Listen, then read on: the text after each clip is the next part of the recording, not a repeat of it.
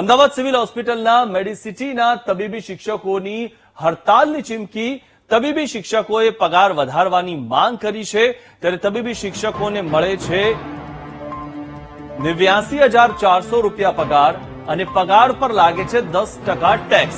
રાજ્યની 6 મેડિકલ કોલેજમાં ફરજ બજાવે છે તબીબી શિક્ષકો અને પહેલા વર્ષના પીજી તબીબ કરતા પણ ઓછો પગાર મળતો હોવાથી તેમનામાં રોષ છે.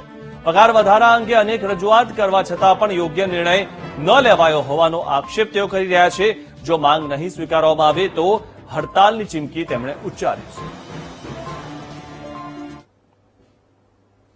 છે. તબીબી શિક્ષક તરીકે 6 મેડિકલ કોલેજ અને રાજ્યની 3 જીએમઆરએસ મેડિકલ કોલેજમાં કામ કરતા તબીબી અધિક્ષક જે છે એમની સેલરી અત્યારે પણ 89,400 રૂપિયા આપવામાં આવે છે.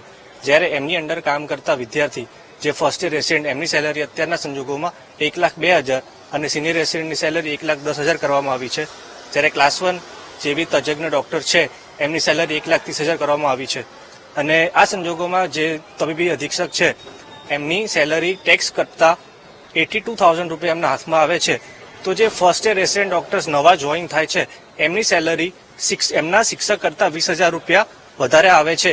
તો એ કોઈ હિસાબે વ્યાજબી નથી. અમે અનેકવાર રજૂઆત કરી છે. અમે પોઝિટિવ છીએ કે એ લોકો વધારે જલ્દી અમારું આ પગાર વધારો કરી દેશે અને અમારે હડતાળની જરૂર જ નહીં પડે. છતાં પણ અનિવાર્ય સંજોગોમાં જો અમને કોઈ જ પોઝિટિવ પ્રતિભાવ નહીં સાંપડે તો પછી અમે હડતાળ પર ઉતરવાનું ડિસિઝન કોમને લઈશું.